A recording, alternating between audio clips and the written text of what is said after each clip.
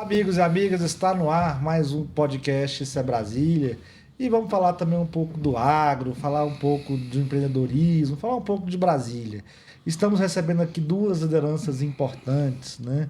O Eduardo Henrique, ele que é diretor da Federação da Agricultura e Pecuária, produtor rural, empresário, que tem feito a diferença na vida de muitas pessoas, levando alimento para muitas pessoas. Bem-vindo, Eduardo Henrique. Obrigado, Paulo, pelo convite. Estamos à disposição e vamos aí bater um papo. E estamos recebendo também ele saiu de garçom, foi taxista e foi deputado distrital e virou presidente do Tribunal de Contas do Distrito Federal. Ele que é o conselheiro que tem mais tempo, né, no Tribunal de Contas do Distrito Federal e está hoje na presidência do Tribunal de Contas. Bem-vindo, conselheiro Manuel de Andrade. Obrigado. Obrigado, Paulo. Obrigado a quem nos assiste nesse programa maravilhoso que você produz. Isso é Brasília. E Eduardo Henrique aqui, ele é um grande amigo. Com certeza. Daquela cercania, também do México Campo, né? Exato. O agronegócio. A importância do agro. Eu vou falar um pouco do agro, vamos começar a tocar. Então vamos começar a tocar no agro. Vamos conversar então também sobre o agro um pouco. Ô Eduardo, como é que está hoje o agro, né? A produção de carne, a agricultura, como é que você vê isso? O Distrito Federal, a região do entorno também tem um agro forte, como é que funciona esse agro nessa região? Porque todo mundo acha que os alimentos que Brasília consome às vezes vêm de fora, de outros estados, mas às vezes está aqui do lado, né? Está na região do PADEF, na região aí do DF expandido, né? Que é esses 30, 40 quilômetros aí em volta do DF. Como é que é essa produção? Paulo, só na oportunidade aqui cumprimentar o doutor Manuel também, satisfação grande, doutor, e como o senhor conhece meu pai, então sabe um pouco da nossa base. Mas voltando aqui, Paulo, o Distrito Federal hoje é uma grande referência do menor estado, né, vamos dizer assim, da federação toda. Mas hoje na parte de frango, na parte de postura, na parte de pintos, né, que vai para outras granjas, as granjas, hoje também bem consolidado a questão de suínos aqui no Distrito Federal e também uma referência internacional aqui que a gente tem dos apicultores. Tanto é que aqui na granja está sempre à disposição para quem quiser conhecer, tem a Casa do Mel, né, lá para cima. E voltando, Brasília sempre teve uma grande referência na parte genética do zebu, principalmente o Nelore. Há pouco a gente estava comentando do ex-governador Joaquim Roriz, fez várias grandes exposições. Atualmente estamos tentando voltar às exposições num parque de exposição, né? E sem poder esquecer e consagrar que tudo isso dá um suporte muito grande o entorno de Brasília, né? Durante muito tempo se imaginou numa questão de um planalto central, então que englobava muita parte de Goiás, uma parte de Minas e o Distrito Federal. E isso seria, a gente vem trabalhando pela federação e sindicatos de voltar para a RID, onde a gente poderia ter novos incentivos e novas concepções, inclusive, né, doutor, na questão de tributação, que facilitaria e incentivaria, que hoje a carga é muito pesada. E Brasília ainda tem uma grande referência também na questão da agricultura, como as sementeiras de soja e de milho que se distribui para boa parte do Brasil. Então, o plantio de Brasília é realmente uma referência. A gente tem o Zé Guilherme, o pessoal lá do PADEF, né? Daqui um dia vem a Agro Brasília, na Expo Abra, aqui na Granja do Torto, já está com data marcada. Depois, se quiser, eu passo também. E a gente também está tentando movimentar mais o parque aqui, nessas questões de convidar e trazer o cidadão, a população, né, para conhecer as crianças veem que o leite não vem da caixinha, né? E várias outras coisas, a carne saudável do campo, e realmente interagir com a população e mostrar que cada dia mais a gente produz um alimento saudável. Vocês, né, na família sua, uma referência muito grande na piscicultura, já venderam alevinos aí para o Brasil todo, né? Hoje a produção de tilápia é uma grande referência também, e por aí vai, Paulo. A gente percebe que o agro é tudo, né? E é muito importante o agro na vida das pessoas. Eu venho do campo também, tenho orgulho disso, gosto, né, de fazenda. Preferi não ficar lá, porque senão, né, talvez eu não estivesse sendo essa referência que a gente é hoje na comunicação. Mas gosto muito, sempre estou na fazenda, sempre estou, né, acompanhando esses processos, eu acho extremamente interessante. Presidente Manuelzinho, conta pra gente aí um pouco como é que é a relação sua do agro e o que o Tribunal de Contas já fez para poder defender o produtor rural, para apoiar o agro. Tem alguma ação efetiva do Tribunal de Contas nesse sentido? Grandiosa pergunta, Paulo, e bacana aqui o que diz aqui o Eduardo. O agronegócio e a iniciação de Brasília como um território produtor, eu lembro bem ainda do tempo do governo de La Maison e depois a Ornelas, e depois José Aparecido, Citerão Verde de Brasília, começou a Citerão Verde para produção de hortifruti granjeiro. E nesse mesmo tempo veio para o PADEF os gaúchos, os sulistas, quer dizer, foram desbravar o PADEF. Eu lembro ainda, como taxista. JK também trouxe os japoneses, né? Sim. No início, mas a coisa veio para valer nos anos 70. Veio para valer, foi uma grande churrada de gaúchos que invadiram, no bom sentido, o PADEF, queriam produzir. E eu lembro muito bem que naquele tempo, no táxi, eu ficava na igreja Dom Bosco, aguardando dia de sábado para levar as corridas das famílias que vinham do PADEF para a missa, né? E acompanhei todo esse processo de crescimento, com muito suor, lágrimas e sangue também, aquele povo ali começou. Mas lá na frente, eu me torno deputado, em 91 eu assumo, e o primeiro projeto de lei para titulação das terras rurais é de minha autoria. Sou o pai daquele projeto de lei. Em 90 nós começamos um grande debate sobre a regularização fundiária do Distrito Federal na perspectiva de facilitar a vida do produtor rural. Aquele que queria comprar um trator não comprava porque não tinha garantia. A terra não garantia. E foi a batuta terrorista também, terrorista, para mim foi o grande desbravador. O segundo, eu costumo dizer, o Brasil teve dois grandes, o fundador e o cara que o redentor. O fundador, JK, nunca vai ser esquecido. E o redentor de Brasília, Joaquim Roriz. Ninguém vai. Você fala de Grande do Torto, Eduardo, isso no tempo do Roriz, isso aqui era uma festa permanente. Isso aqui funcionava. Atraía eventos mais diversos lá do Brasil inteiro e até do mundo aqui, os grandes leilões aqui dessa granja e troca de experiência, de negócio aqui. Mas voltando lá no campo, nós, é um projeto de lei, justamente aprovamos, ali andou, foi muitos seminários, muitos seminários, mais de dezenas deles para garantir. E aí não se vendeu as terras. Depois, saindo da política partidária, já no Tribunal de Contas, a TerraCap tentou colocar em licitação todas as propriedades rurais produtivas. E a TerraCap, ela queria, de per si, ela mesma estabeleceu o valor das benfeitorias erguidas por aqueles que vieram desbravar o PADEF e outras áreas, que você falou há pouco instante, todas as áreas da região de produção de Brasília. O DF estão sob a batuta do Distrito Federal. E aí, quando eu disse, peraí, como é que a TerraCap vai estabelecer o valor de uma coisa que não tem como avaliar?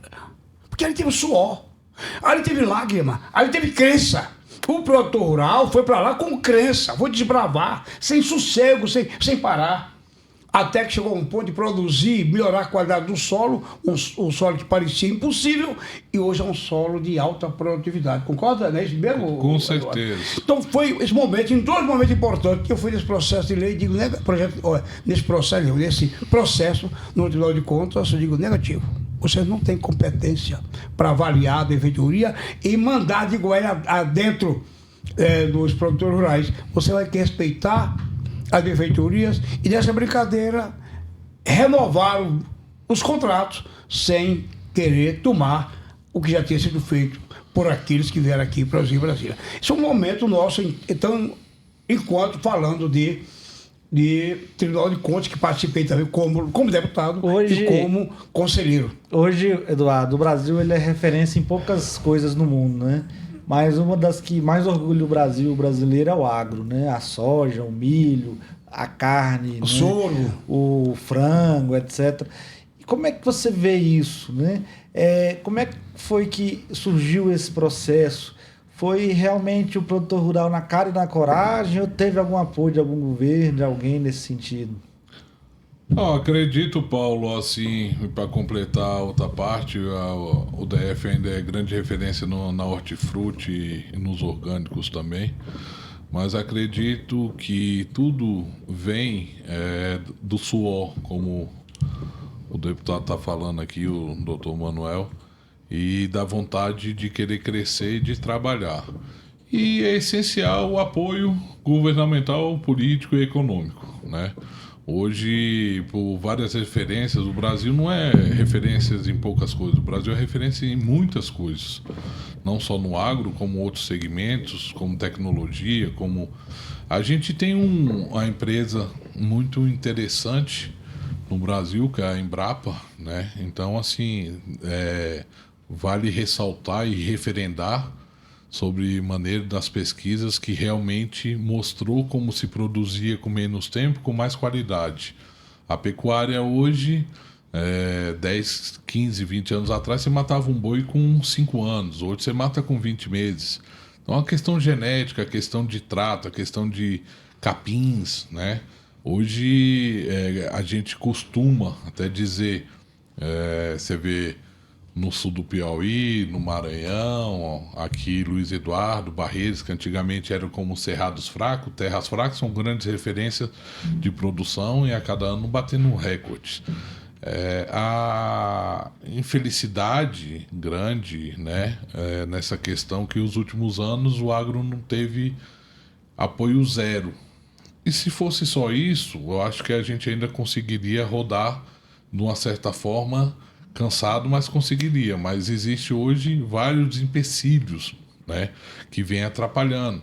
Essas novas legislações, hoje vem para vaqueiro usar capacete, o meio ambiente, você não pode queimar o lixo na fazenda, você não pode limpar sua porteira. Parece brincadeira, mas é uma coisa que, como o doutor do tribunal aqui sabe, as leis vêm a partir de costumes das coisas, e eu costumo até falar, quando eu nasci era assim, como é que eu vou mudar? Não é verdade? Então, existem umas leis, outros negócios, eu acho que pode se conscientizar.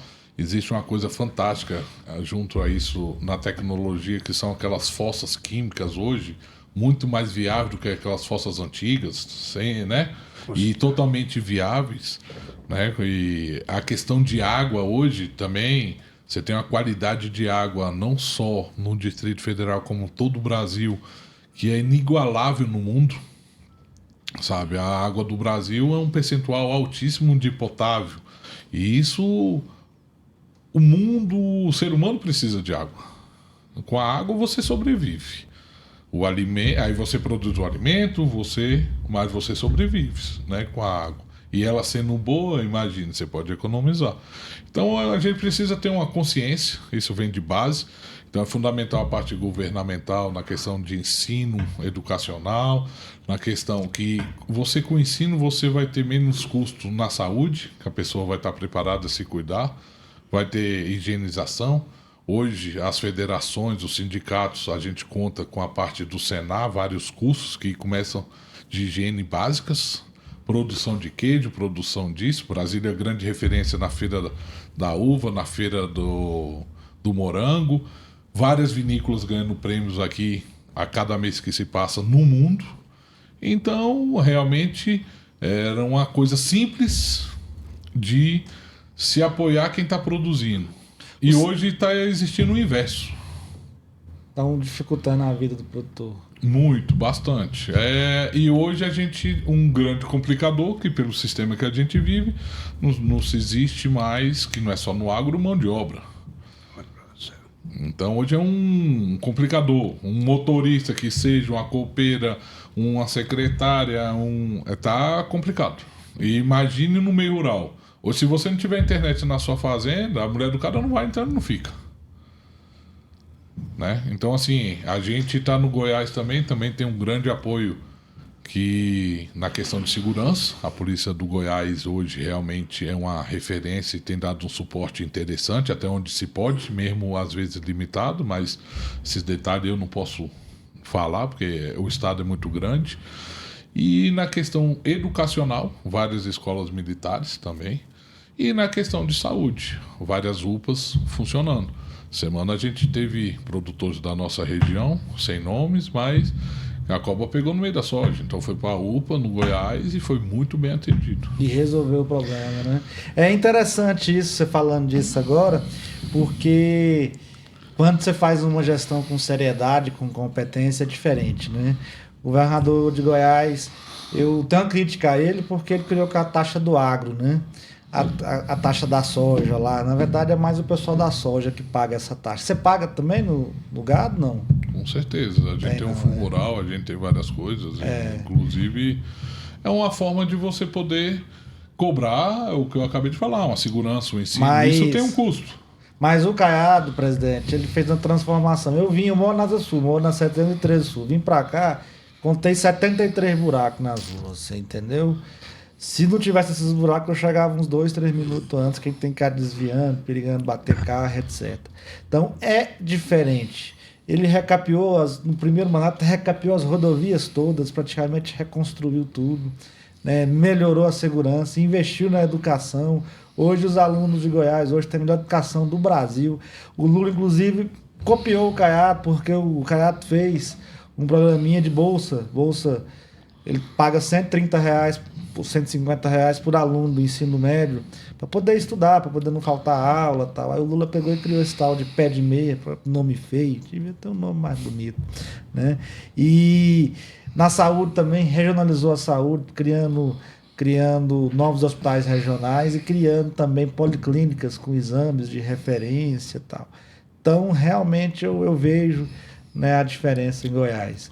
E o Distrito Federal ainda tem muito, né, o que fazer. Mas, presidente, só queria colocar uma ponderação aí, diga. Ponderar? Nós estamos comentários, né? Exato. E Eduardo, ele falou com toda razão. Quando você imagina um agente estatal fiscalizando a área rural, ele tem que ter um envolvimento também com esse meio rural, conhecer a realidade. Porque você sai da faculdade, vira fiscal, vira auditor ambiental, mas ele nunca viveu a realidade ambiental. É um desafio grande, isso não é só na área rural, só as áreas onde os nossos profissionais, com todo respeito, eu acho que não é uma crítica, é apenas uma observação necessária, que eles possam também conhecer a vida.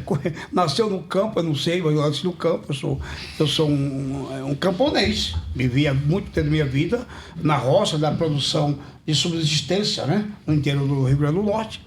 E também comercializando em feira o pouco que ele produzia. Então, é uma outra visão de quem viveu, de quem nasceu nesse ambiente. Então, veja, quando fala em produção, o cara tem que ter garantias. Primeiro, ele falou da parte ecológica, da higiene, necessidade de compreensão, como tratar todos esses problemas inerentes à ecologia. Mas tem que olhar também conforme a realidade. Quer dizer, participar disso aí, destravando, mas também ajudando a destravar, né? Impondo normas que não são passíveis de serem observadas de imediato. Dá uma cultura, toda a cultura. E eu estou com a questão séria, você tocou importante, mão de obra. Que é a mão de obra. A mão de obra está com escassez, nós vamos ter que logo usar os robôs. Não é verdade? Não é verdade. Mas os robôs não tomar de conta.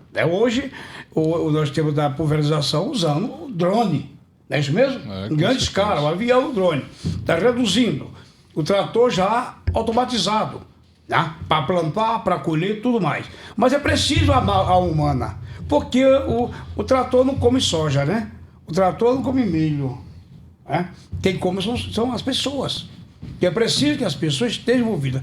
E um tocante, uma questão importante, essa preocupação com o bem-estar. E esse bem-estar observa-se necessariamente a questão da segurança pública, a incolumidade do cidadão, dele viver em paz, de ele ter certeza que a casa dele não vai ser invadida, de ele ter certeza que trouxe aqui a notícia de uma pessoa que foi picada por uma cobra venenosa e de imediato foi tratada numa UPA de Goiás.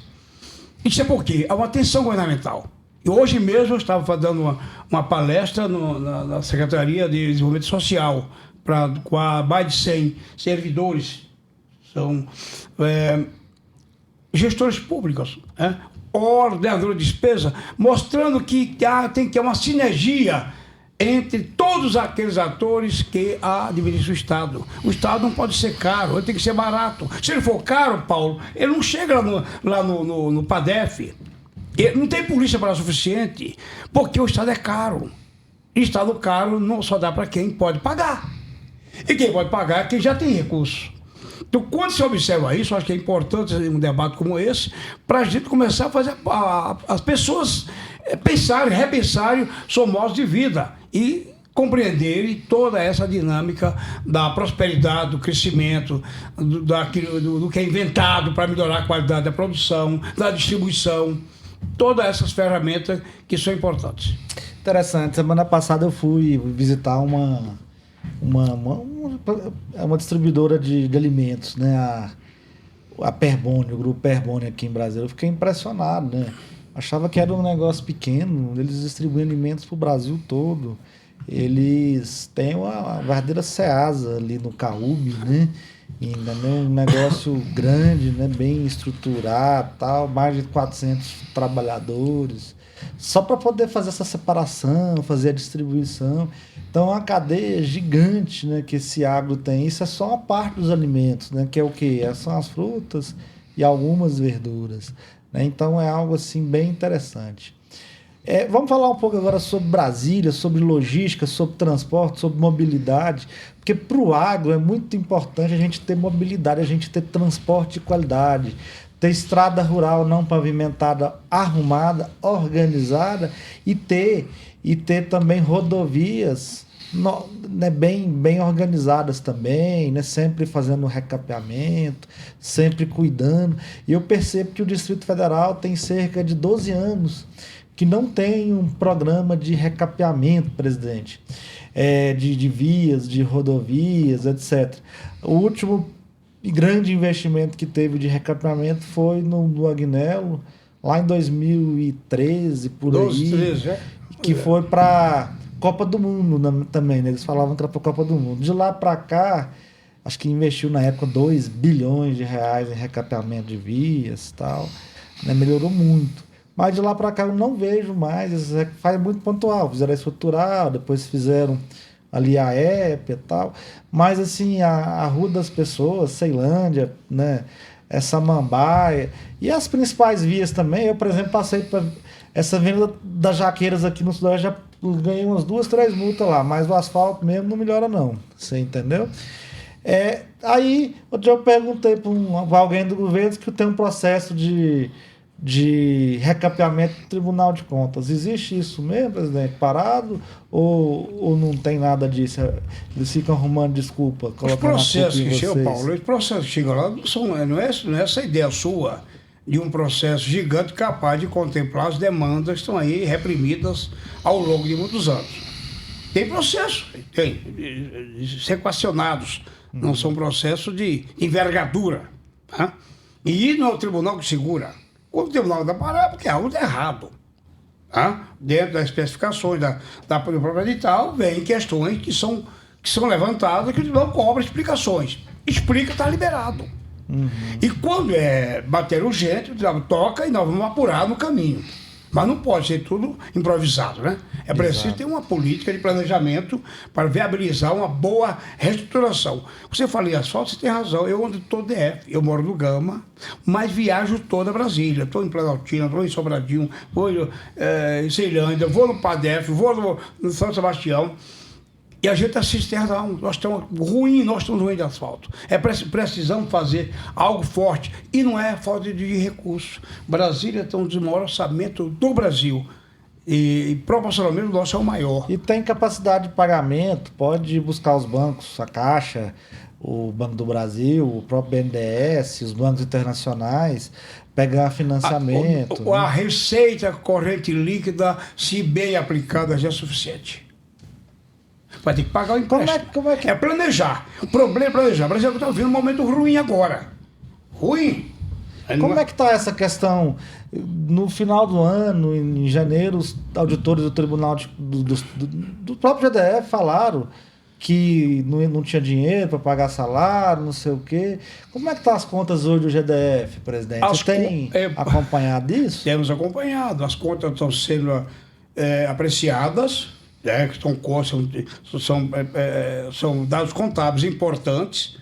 A gente não pode chegar aqui sem trazer elementos e mostrar, mas nós estamos com problemas. Problemas de liquidez, problema financeiro, né? Orçamento é uma coisa, o financeiro é outra coisa, né? Houve me parece, até que prove, mas há um descompasso orçamentário grande, aconteceu. No tribunal, por exemplo, eu sou gestor do tribunal, eu devolvi dinheiro para o GDF. Eu executei todo o meu orçamento. Eu devolvi quase 50 milhões. 50 milhões. Aí do tribunal, que é um orçamento pequeno relativamente ao GDF. E quando o tribunal... Por que isso acontece? Por quê? Gestão. E quando o tribunal devolve, ele não pode fazer uma indicação ao governo, eu quero que seja investido em educação. Esses 50 milhões, por exemplo... Vamos colocar 100 mil por escola, vamos atender 500 escolas. A gente devolve para fora de 100. Uhum. Para fora de 100. Porque o governo tem as prioridades dele lá. Mas chegando nesse ponto é preciso agora a gente ficar acompanhando. E dizer para ir para onde? Porque na aplicação disso, que é uma coisa séria, é você substituir o governo. Aí você começa a interferir na política dele. Mas uma ideia é dizer, aplique onde mais for necessário. É saúde imediatamente, mas saúde não é o problema. Saúde é gestão. Como é que você vê isso, Eduardo? Eu acho interessante, assim, eu queria ponderar, porque realmente pode ter algumas questões de onde anda, não se vê, mas tenho visto em Brasília grandes projetos e muitas coisas para facilitar. Falo das águas fluviais da Asa Norte, você vê, é um belo de um trabalho e ninguém vê, porque foram subterrâneos. Então, isso aí realmente, para quem anda mais por aqui, a gente mora aqui do lado do norte, isso deu uma facilitada. Tem outros grandes viadutos, que isso também a gente, pensando de uma maneira, não entendo de engenharia, não entendo de fluxo de trânsito, a gente tem que fazer um estudo que Brasília foi projetada para 600 mil pessoas. O senhor que chegou há mais tempo pode confirmar isso. E hoje a gente tem quase 5 milhões de pessoas. Então, realmente, você conseguir adaptar, manter e fazer novas aberturas, como isso é complexo. E não vai agradar a todo mundo e não vai acontecer do dia para a noite. Uma coisa que a gente vive no próprio agro diariamente, o Goiás tem várias vantagens, como a gente expôs aqui, mas uma das coisas que prejudica muito é a energia elétrica. Você vê, a gente está perto da capital, um estado rico em água, né, que poderia estar, e é complicado. O custo hoje para uma fazenda de energia é fora do comum. E a manutenção de máquinas elétricas, de bomba, esse negócio, está cada dia pior. Mas voltando, enxergando, o doutor Manuel falou aqui que mora no Gama, naquela região, olha o tanto que aquilo cresceu, olha o tanto que se desenvolveu, e ao mesmo tempo com educação, com segurança, e asfalto bom, porque quantas vias foram abertas? Só que hoje existe, as carretas não vêm pela principal, mas vêm pela ruim. Então tem uma concepção de educação de quem não segue a lei.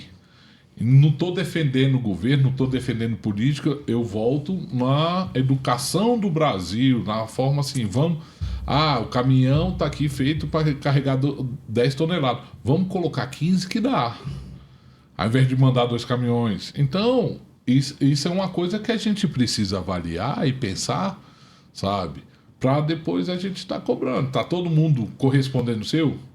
Uma outra coisa que a gente, um empresário que seja, como produtor que seja, hoje a gente tem uma inadimplência muito grande.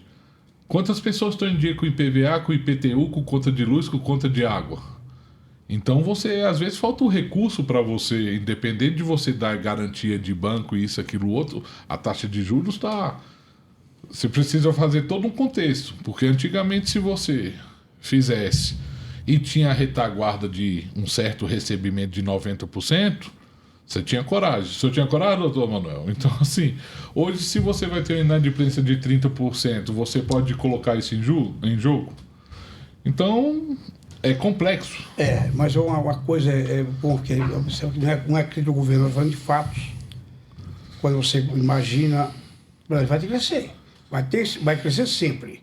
O que tem que crescer e os ajustes da administração para obter uma boa governança tem que ser seguidos. Com certeza. E algo não está certo. Tá? Algo está certo, eu acho que houve uma perda de objeto, isso as contas vão apresentar. Não houve queda de arrecadação, é um dado importante. Se construiu além do que deveria construir para deixar o resto a pagar, além do que se pode ser executado no exercício, é outra questão a ser levantada. Olha que Brasília tem um orçamento fogoso. Fogoso. Brasília vai executar na saúde, Eduardo, este ano agora, algo em torno de 18 bilhões. Praticamente igual o estado de Goiás tem o dobro e meio da população. Mas fazer só um parênteses. Só para analisar o que está acontecendo. E não é só o governo, não. Aí não é ele, não. É uma quebra da estrutura, não é conjuntura. É porque isso vem se alongando ao longo de muitos anos, isso vem trazendo, é o velho ditado, o uso do cachimbo deixa a boca torta. Não é de um governo, é de uma sequência de governo que se perderam nas políticas de gerenciamento da saúde pública, no caso especial a saúde pública. Na parte de obras, o Brasil vai ter um orçamento este ano à altura de 74 bilhões. O que nós estamos fazendo é cotejando o quanto nós temos de investimento e de custeio, para a gente saber se só os viadutos consumiram o dinheiro todo. E são coisas a ser apreciadas. Se foi além, o governo tem que segurar para justamente não onerar a questão de trabalho orçamentário. Você tem que fazer modular. Senão você vai perder o fio da meada.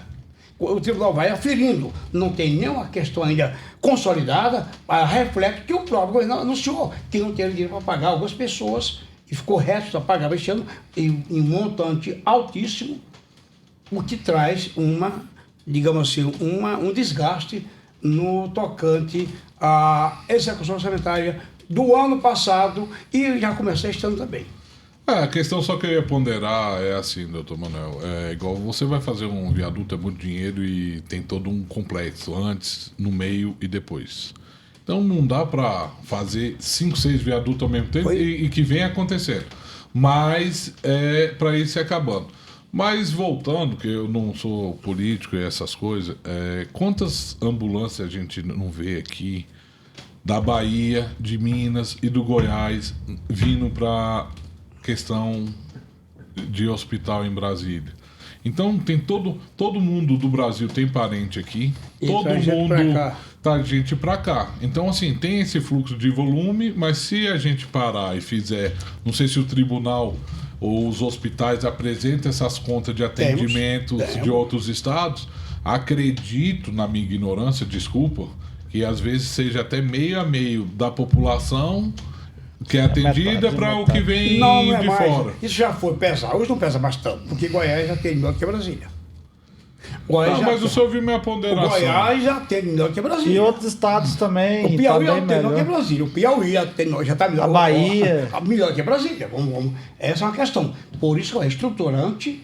Não é questão que vão agora, é uma culpa da atual gestão. É um processo que vem se alimentando ao longo já de décadas. Talvez 2 décadas para cá, que começou a ter uma ruína na gestão de saúde em Brasília. É uma coisa séria.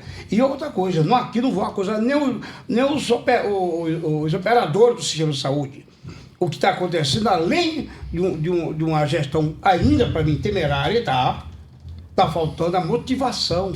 Você não vai, eu vou dar palestra, a gente sente que a motivação, dedicação. Nós estamos com um problema sério hoje do comportamento do próprio agente, de modo geral, porque muitas vezes ele perdeu o apetite por aquilo que faz. E aí você vai desencadear pessoas com 2 anos de fazer uma cirurgia, 2 anos e meio. Eu recebo todos os dias no tribunal denúncia. Não é mais a questão, Bahia mandou para cá 10 viaturas lá de Barreiro. Não é mais assim. Já foi assim. No meu tempo, lá atrás, não é mais assim. Eu não entendo, é o que a gente vê aí, como eu sou nascido aqui, é uma coisa que a gente pondera. Todo mundo tem parente de fora e recebe, fica sabendo. Mas assim, não é meu segmento, eu só dei uma ponderada. Desculpa qualquer coisa. Não, mas você vê. Mas é isso mesmo. Eu acho que é importante esse debate. Se for pro agro, aí eu posso às vezes ajudar mais. É importante esse debate, né? E a gente tem que realmente debater. Realmente o Brasil tem algumas deficiências, eu acompanho há muito tempo isso. Se você observar, desde 2009 nos faz um hospital novo aqui em Brasília, né? Nós estamos em 2026. A população cresceu, entendeu? Bastante. E então, assim... Mas não é culpa do Ibanez, da Celina. Não é. Isso daí é um... Não isola ele, não. Inclusive, eles estão até licitando aí 5 hospitais novos e tal. Existe também todo um processo, né, etc. Então, só o Ibanez fez 7 UPAs na gestão passada, vai fazer mais 5, está em construção mais 6 agora. Mas, assim, se você observar... Comparando com outras unidades da federação, eu sou de Lusiânia. Eu acompanho muito Lusiânia. Lusiânia ganhou um hospital novo, já refizeram outro, fizeram 2 UPAs nesse período, mais de 20 UBS novas. Então melhorou muito. Eu percebo que em 20 anos a saúde do entorno, por exemplo, que não tinha nada. Às vezes a UBS tinha só o CAIS, não sei se você lembra do CAIS. Lembro. Os CAIS eram... Lembro. Né? E era só o CAIS e um hospitalzinho velho ruim. Hoje eles refizeram todo o sistema, melhorou muito. Né? Sistema de estratégia de saúde da família, etc. Eram as casinhas, os postinhos de saúde era casinha alugada. Né? Um negócio muito ruim. Mas né? Tem vários planos aí hoje que, com a contenção de vacina, de sanidade que as prefeituras fazem com a população, isso vem diminuindo os atendimentos.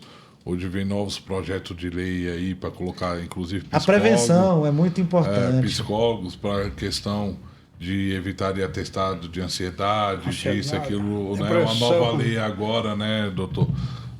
Eu tenho origem no Nordeste, a gente não tinha isso, né? Isso era tinha outro remédio, mas não veio ao caso. Mas é só ponderar, e política é complicado. Mas cada vez mais tem a oposição que também, ao invés, tem que fazer o trabalho dela, às vezes acaba atrapalhando e travando os investimentos. Eu tenho que falar de dados. Por exemplo, se o fiscal não mostrar a sociedade de dados, não está em dados. Eu estou falando aqui o que eu tenho, posso estar em dados. Mas também não vou reputar que é uma responsabilidade exclusiva do atual governo. É uma sequência de erros. Eu falei em 2 décadas, né, Paulo? De erros acumulados. O que ia acontecer? Isso você cria uma estrutura que você não consegue mais resolver a tempo e a hora, nem conter o crescimento vegetativo a partir daí. Porque já vem se alongando há anos e nós não podemos dizer, o Brasil está ruim porque Goiás, Minas Gerais, Bahia, Piauí, Maranhão, não é mais isso. Não é mais isso. Enquanto nós temos aqui gastando 6 meses para ter uma consulta, lá eles fazem lá em 15, 20 dias, está lá, nós temos mapeamento disso aí tudo. A minha cunhada, ela mora no oeste da Bahia, sabe? E estava precisando de uma cirurgia de coluna, né? Urgente e tal, não sei o quê. Tentei aqui de todo jeito aqui em Brasília, não deu. Eu falei, minha filha, volta para Bahia, porque aqui você não vai conseguir, não. Ou a gente paga esse trem, volta para Brasília. Aí voltou, rapaz, ela entrou na regulação, não foi 15 dias, ela operou lá em Barreiras. E não foi nem em Salvador, foi em Barreiras, no interior ali. Então, assim, hoje o sistema melhorou demais, assim, no interior, né? Regionalizaram muito no Brasil todo. né? Isso faz a diferença. Mas eu quero agora falar um pouco sobre o futuro, sobre 2026. Quais são as expectativas para 2026, Eduardo, no agro? Vai melhorar a produção agrícola? Vai melhorar a produção de carne? Vai melhorar os preços também no mercado? E a outra pergunta que eu quero deixar aqui já: o Sistema S tem um papel fundamental seja no agro, no comércio ou na indústria. Como é que você vê hoje aí a Federação da Agricultura e Pecuária, o Senar, o Sistema Nacional de Aprendizagem Rural, né? O que eles têm feito aí para poder ajudar o produtor rural, ajudar você a produzir mais? Paulo, vamos de trás para frente, então. Então, acho assim, o Sistema S, né, que igual você falou, tem um da Federação da Agricultura, tem um da Indústria e do Comércio, eles são fantásticos. Eu acho que cada dia mais eles vêm evoluindo, capacitando profissionais competentes e conseguindo repassar. O gargalo que eu vejo, há pouco eu estava lá, falando com o pessoal, é a falta de interesse para os participantes. Tem algumas coisas que precisam ser ajustadas, já estão sendo analisadas para isso melhorar. Não adianta você querer colocar 20 pessoas para o sistema rodar e preencher para deslocar um técnico, e sendo que meia dúzia ou 7 não tem interesse nenhum. Então vamos trabalhar com menor quantidade e dar a capacitação para quem realmente tem interesse de passar ou de produzir. Hoje, como você fala, no futuro a Deus pertence, né, doutor Manuel? A gente não pode saber, senão seria de certa forma bem interessante. Mas a gente vê em outros modelos de outros países uma forma de cooperativismo, como quem produz o bezerro, o outro que recria, o outro que engorda, o outro que confina. Então você faz num grupo uma cadeia e você não precisa sair correndo desesperado, oscilando o preço. E desde que seja dentro dos padrões estabelecidos e que sigam-se regras, e não querendo atrapalhar ou criar vantagem a partir de dentro da sua casa. Ao mesmo tempo, o pequeno produtor está tendo vários incentivos e está tendo vários, como é que eu posso dizer, créditos aí à disponibilidade do pequeno produtor, né, para ele poder fazer o seu negócio girar, vender o queijo, vender o doce, vender o peixe que seja, o porquinho, caipira, essas coisas, que isso tem um mercado. Então você teria um curso do Senar que te ensina essa parte de higienização, de fazer o corte, de tratar, de ter a comida, de ter o pasto, de ter o milho, e como você comercializar, como os projetos que eles têm da TIG e que vem um acompanhamento de 2 anos. Então, assim, é super satisfatório e está à disposição de muita gente, pouca gente usufruindo disso. A outra questão sua, tudo indica que o Brasil, mais uma vez, deva se bater recorde de produção de soja e milho. E isso, de certa forma, ao mesmo tempo que seria louvável, vai ser um gargalo muito ruim para o produtor, porque com a grande produção o preço deve diminuir, mais oferta do que... Então... e ainda vem esses empecilhos de China, de Estados Unidos, isso, aquilo, outro, que eu acredito que o grande problema está tudo aqui dentro, né? A China vai continuar comendo, como o senhor falou, os Estados Unidos, a Índia, e eles precisam da produção do Brasil. O problema está aqui dentro, de quem atravessa, de quem não produz, como o senhor falou também em outros segmentos. E aí o produtor, como foi lançado um plano safra e o dinheiro não chegou para o produtor. Então, grande parte dos produtores do Brasil já estão com a corda no pescoço esticada. Como tem várias notícias que não se divulgam, com grandes problemas referente a pessoas que não estão cumprindo, né, tendo vergonha porque não conseguem cumprir, depois de séculos de família, não conseguem cumprir seus contratos. Então, a gente precisa, acredito que precisa ser reavaliado. A carga tributária do Brasil está cada dia sufocando mais todos os segmentos, né? A questão que a gente também precisa... Hoje parece que quem produz é o que paga mais e tem menos incentivo, né? Então precisava ponderar nesse segmento, mas quem sou eu para estar dizendo? É interessante isso, tem que ter mais subsídio também do governo no sentido do financiamento da safra, né? Porque o produtor paga muito juro, né? Eles fazem um plano safra de 500 bilhões, 600 bilhões, mas ali também os bancos ganham muito, né, de juros e tal, etc. O problema é que não chegou para o produtor. Esses últimos 2 anos não chegaram para o produtor.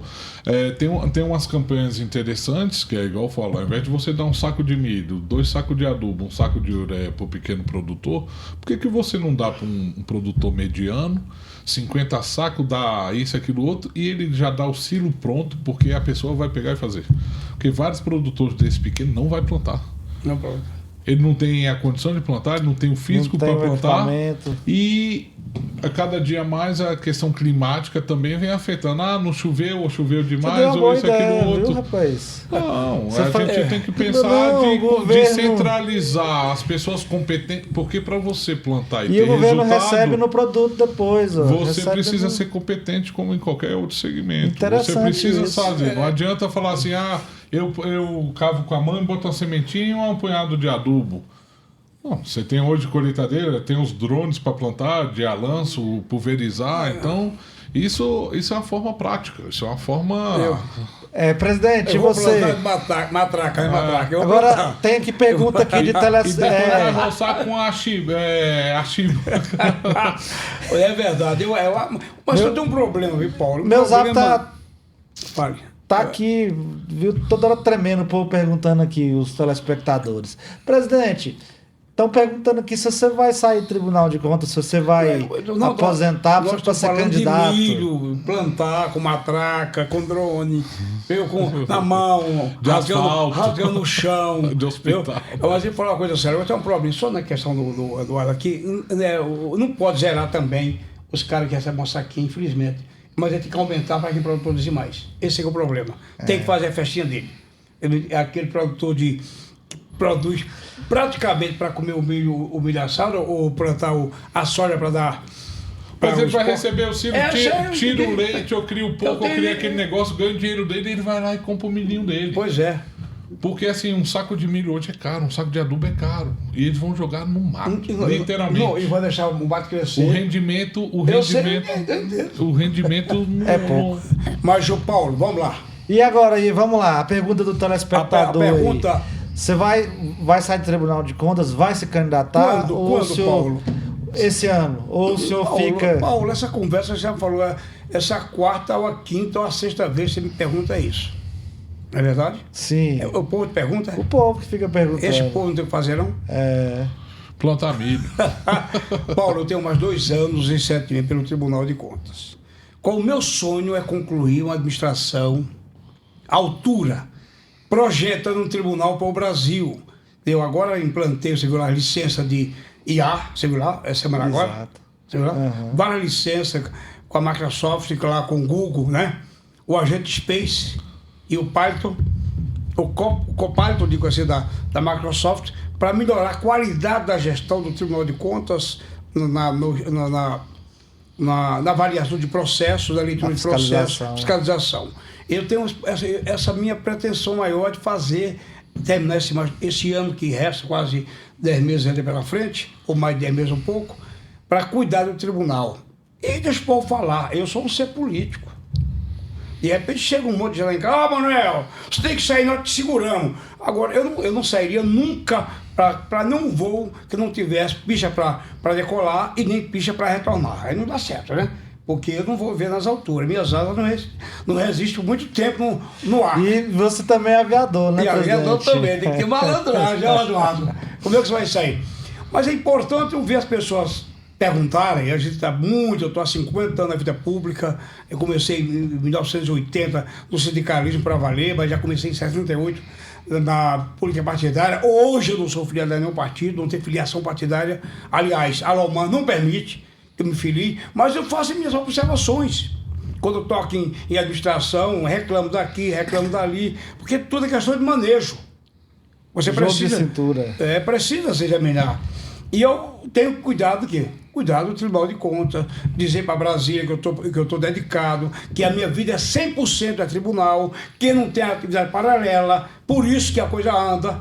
O tribunal está com uma outra imagem, uma outra visão de fazer uma interlocução com a sociedade. Até uso a expressão, Eduardo, uma simbiose gerencial.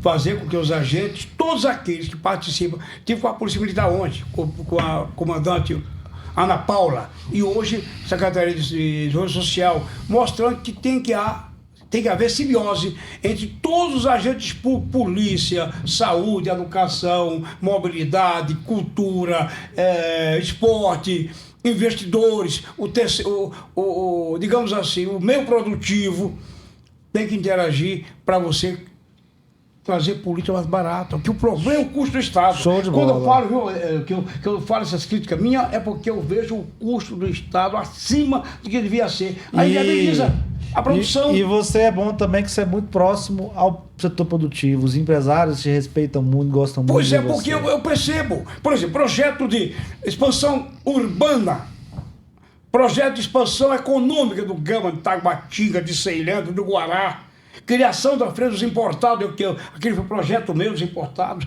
criação das dados do automóvel, eu que fiz aquilo lá, além da verticalização de Brasília, porque preocupado na melhoria da qualidade de vida e da facilitação de você implantar equipamentos públicos que fique mais barato, primeiro, em razão da distância e mobilidade, e segundo, atender o número de pessoas. Quer dizer, tudo isso faz parte de uma coisa chamada racionalidade administrativa. Show de bola. Essa racionalidade é que a bola mestre de um administrador. Ele tem que ter futuro, ele tem que estar dedicado, ele não pode pensar em outra coisa. Por exemplo, eu nunca fiz outra coisa a não ser cuidar do Estado. Eu sou advogado desde 95, mas nunca montei um escritório de advocacia. Muito interessante. Tem filha advogada, mas filha minha nunca advogou para o tribunal. Nem banca que ela participa, não aceito. Porque eu quero ser genuinamente, terminar minha vida pública aos 72 anos hoje, Paulo e Eduardo, eu não quero alterar o que eu comecei há 50 anos, prometendo à sociedade que eu iria fazer aquilo. Eu não consigo ter digamos assim, uma modificação desse pensamento e desse sentimento de compromisso com a sociedade. Show de bola. Estamos aqui com o presidente do Tribunal de Contas do Distrito Federal, Manuel de Andrade, e estamos aqui também com o Eduardo Henrique, ele que é empresário, produtor rural, né, diretor da Federação da Agricultura e Pecuária. Quero mandar um abraço aqui também para o Fernando César Ribeiro. Fernando César Ribeiro, meu patrão. presidente da FAP. Você não lembrou de Fernando, já ia cobrar. Ainda bem que o Paulo lembrou. Que ele mandou um abraço aqui pra gente aqui no Zap também. Valeu, Fernando. Infelizmente chegamos já em 50 minutos aqui de gravação. Também o Rogério Tocasso, que está junto lá com o Exato, Fernando. o Rogério é um grande produtor rural também. Tava aí há pouco. Cara inovador. Onde aqui? Na federação. E estamos chegando nas considerações finais agora. Então, com a palavra, Eduardo Henrique, para as considerações finais. Paulo, primeiramente te agradecer pelo convite, espero ter atendido a sua expectativa e muito prazer em conhecer o senhor, viu? Uma satisfação muito grande, já que o Paulo não leva o senhor para a região, está convidado, o senhor vai almoçar lá na fazenda com a gente, viu? Rever meu pai, como o senhor conhece, então vai ser um prazer muito grande. E tudo que foi debatido aqui de suma importância, muito interessante, e com certeza são assuntos que não vão acabar nunca. Então a gente precisa realmente, como o Dr. Manuel falou, estar em simbiose, né? A gente estando em simbiose, se entendendo, aí muitas coisas vão facilitar, vão custear e vamos entender melhor as coisas. Obrigado, estou à disposição. Tamo juntos. Obrigado, Eduardo, Henrique. E com a palavra para as considerações finais, o nosso grande conselheiro de garçom, a presidente do Tribunal de Contas do DF. Garçom, coisa nenhuma, de servente, de limpeza. Servente de pedreiro. Pompeiro, servente de pedreiro. Garçom já estava bem, já. Rapaz, é brincadeira, já é muita coisa já. Mas eu agradecer a você, Paulo, agradecer a todos aqueles que vão ter acesso a esse programa seu, assim, seu podcast que é fantástico, Isso é Brasília, e continua sendo assim, é muito bom. Conhecer meu amigo Eduardo Henrique, bacana conversar com você, viu? Obrigado. Fica devendo o almoço e eu quero ser convidado, viu, Paulo? Você me convidou para vir. Vamos lá, vamos marcar esse almoço. Vamos dar uma razão de vamos voar lá. Obrigado, Paulo. Grande abraço, gente. Até semana que vem.